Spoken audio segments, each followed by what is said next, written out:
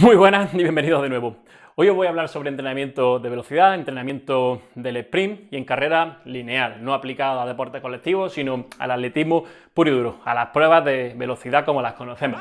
Os voy a contar de qué depende principalmente ese trabajo de velocidad. Tenemos dos aspectos muy importantes: la fuerza o la producción de fuerza a una alta velocidad y la capacidad técnica. Lógicamente ambos están relacionados. Con la capacidad técnica me refiero principalmente, y en esa aplicación de fuerza, a cómo destino yo toda la fuerza que mis músculos son capaces de producir. ¿Qué quiero decir con esto? Pues que tengo que empujar en la dirección correcta, principalmente en un plano horizontal. Cuando entrenamos, intentamos técnicamente centrarnos en esto y utilizar ejercicios que se encarguen de que produzcamos la fuerza en condiciones similares. Esto, en el caso de los ejercicios, lo que conoceríamos como la teoría de los vectores, popularizada por Bret Contreras ya hace algunos años y de la que hay algunos estudios. ¿Qué dicen esos estudios? Pues, por ejemplo, uno que es muy famoso, básicamente venía a decir que el uso del hip thrust tiene más transferencia, por así decirlo, que la sentadilla al sprint. Es decir, haciendo hip thrust se mejoraba más que haciendo sentadillas. Con una sentadilla, por ejemplo, mejoraríamos más el salto vertical. ¿Por qué? Porque la aplicación de fuerza en uno es hacia arriba, en este caso la sentadilla, se transfiere directamente a un gesto como un salto que va hacia arriba, y el sprint se transfiere, o el hip thrust se transfiere al sprint porque el empuje es horizontal, de atrás hacia adelante. Entonces, eso es lo que se refleja en esta gráfica. Esto lo que veis aquí es el comportamiento de una carrera de 100 metros de atletas de mucho nivel, ¿vale? Entre ellos está Usain Bolt. Esto es una representación que yo he podido hacer como me ha salido con el boli.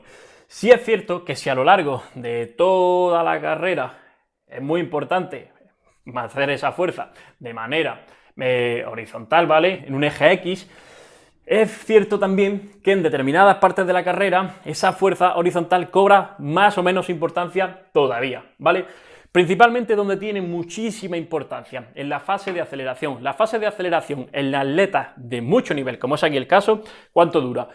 Pues estáis viendo que va desde los 50 a los 60 metros, depende del atleta. Usain Bolt, por ejemplo, acelera más que el resto de sus rivales. Los hombres aceleran más que las mujeres y empiezan a perder velocidad también después. Las mujeres empiezan la decadencia en la velocidad, es decir, empiezan a perder ritmo un poquito antes, ¿ok? ¿Qué quiero decir con todo esto?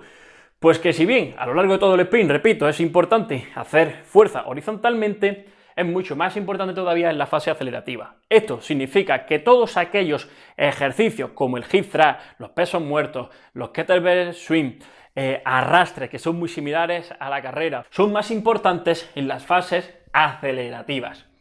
También son importantes en la fase de velocidad ya lanzada, de resistencia a la velocidad, pero claro, aquí digamos que el componente de impacto que tenemos contra el suelo, el componente de la fuerza vertical, es también un poco más alto que en la fase de aceleración. Por eso, ejercicios como la sentadilla con un vector vertical, los drop jumps con un ciclo de estiramiento, acortamiento muy cortito y muy reactivo, cobran especial relevancia aquí. Y esto es lo que se ha hecho en la planificación habitual y en la planificación deportiva o en los modelos tradicionales. Siempre empezar con una fase de hipertrofia, por así decirlo, ir a una fase de fuerza máxima, si queremos llamarla así, donde desarrollemos factores neurales encargados de reclutar más masa muscular, y terminar en una fase, como llamaríamos, de potencia, donde factores mecánicos como el ciclo de estiramiento, acortamiento corto, es decir, acciones rápidas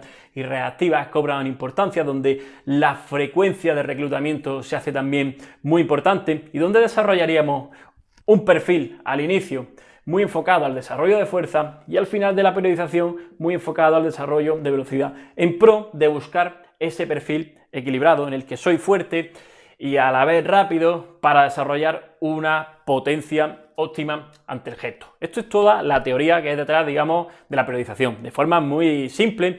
Y bueno, cómo, digamos, se aplican los ejercicios dentro de un contexto biomecánico y cómo asimilar prácticamente todos estos datos biomecánicos, ¿vale? ¿Qué más se puede decir todo esto? Pues que tenemos una combinación de cargas a la hora de entrenar. Podemos utilizar cargas muy elevadas, podemos utilizar cargas más bajitas para acercarnos mucho a la acción deportiva, al propio sprint en sí. Entre ellas entrarían los gestos balísticos, entraría la pliometría, entraría del trabajo, digamos, en zona óptima de potencia del que voy a hablar ahora. Y luego, si buscamos un reclutamiento muy potente, entrarían las cargas altas, ¿no?, en busca de otros factores neurales, el trabajo pesado muy cercano al 1RM. La cuestión es que todos suman siempre y cuando sigamos trabajando nuestra capacidad técnica y sigamos haciendo el propio gesto en sí. Es decir, todas las cargas en el gimnasio o fuera de él, pero todo aquello que añada sobrecarga como estímulo al trabajo habitual o al gesto competitivo en sí, puede ayudar a la producción de fuerza útil o específica. No hay un método mejor que otro. Ahora, ¿qué os quiero contar respecto a la zona óptima de potencia?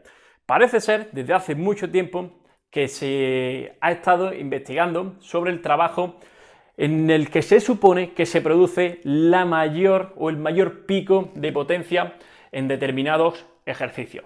Parece ser también que ese tipo de trabajo con ese tipo de carga tiene bastante beneficio o bastante transferencia sobre el rendimiento como tal. ¿Qué quiere decir esto? Porque cuando hago una sentadilla y utilizo la carga que me permite obtener el mayor valor de potencia, parece que los efectos sobre el rendimiento, por ejemplo, en un sprint, son más notables que cuando se utilizan cargas más elevadas, por ejemplo un 90% del 1RM, o cuando se hace pliometría únicamente sin carga, ¿no? Simplemente por poner un ejemplo. Esto no es así tal cual, son indicios, y repito, parece ser que ese entrenamiento o ese tipo de carga van muy bien, se me cae el boli. Entonces, dicho esto, ¿cuáles son los principales ejercicios a zonas de máxima potencia? En el squat jump andamos en un 30% del 1RM más o menos, 30-40%. En sentadilla nos iríamos de ese 30-40% al 70% del 1RM. Y en media cargada, por ejemplo, hablaríamos de cargas ya superiores, del 70% hacia arriba. Entrenar con esas cargas, repito, y siempre voy a decir parece, es óptimo para conseguir beneficios relativamente rápidos en gestos específicos. ¿En gestos específicos qué quiere decir? Que tengo que seguir entrenando la acción, tengo que seguir yendo a la pista a sprintar, ¿vale? Y trabajar todos esos factores técnicos. ¿Significa que todo el resto de cargas no suman? No, para nada. Repito, son gran cantidad de factores neurales los que influyen en el desarrollo de fuerza, de factores mecánicos. Trabajar el ciclo de estiramiento, acortamiento con tiempos de contracción mayores suma principalmente a determinadas fases de la carrera. Si lo trabajamos con tiempos de contracción menores, suma a otras fases. Los factores morfológicos también, músculos más grandes normalmente son músculos más potentes. Yo lo hablaba en el vídeo anterior.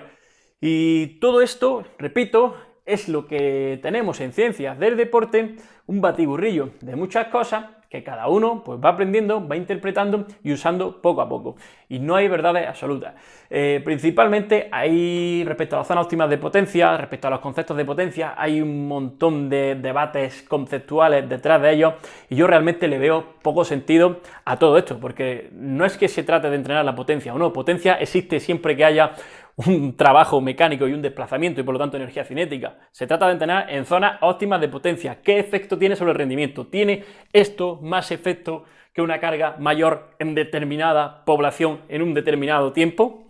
Pues es cuestión de estudiarlo. Algunos estudios dicen que sí, pero las variables, como siempre en ciencia, son enormes y nos limitamos a lo que dice ese estudio. El contexto es mucho más grande. Yo simplemente os hablo de determinadas herramientas que podéis utilizar.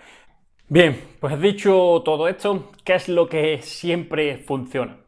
Como ya he dicho otras veces, la combinación de cargas a lo largo de la temporada suele ser una opción de éxito, independientemente del perfil deportivo. Ahora bien, lógicamente con determinados deportistas nos vamos a tener que ir más hacia un lado o hacia otro, vamos a tener que concentrar más la carga o no. Pero, de forma general, trabajar todos los aspectos que pueden incidir en ese desarrollo de fuerza es útil. Entonces, repito de nuevo, casi todo suma, más si el deportista tiene menos nivel, porque se adapta absolutamente a todo. Esto es lo que hace la periodización, independientemente del modelo. Todas trabajan con muchas cosas a lo largo de la temporada, simplemente que algunas lo cuadran todo o lo encajan todo de manera más concentrada, como puede ser la periodización de bloques. Pero al final se trata de tocar distintos palos, ya no solo a lo largo de un año, sino a lo largo de muchos años, si es el caso de deportistas de élite que tienen tiempo.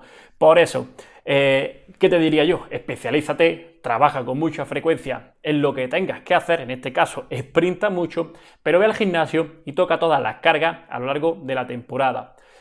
Así de simple. Poco a poco puedes ir centrándote en desarrollar o en trabajar en esa zona más cercana a un alto desarrollo de potencia y sobre todo con acciones básicamente más similares al gesto en sí, al propio sprint. Pero esto es de pura lógica, cuanto más se parezca, pues probablemente más transfiera esa palabra mágica a la acción. Ya está, no voy a decir mucho más, sé que en YouTube se quieren recetas rápidas, pero esto es de un cocinado muy lento y se trata de leer, aprender, practicar y ver en qué has cometido errores, en qué has acertado y volver a repetir el ciclo. No tiene más. Así que hasta aquí todo. Si os gusta el vídeo, apoyarlo con vuestra manita arriba, compartirlo y nos vemos en el siguiente. Un fuerte abrazo.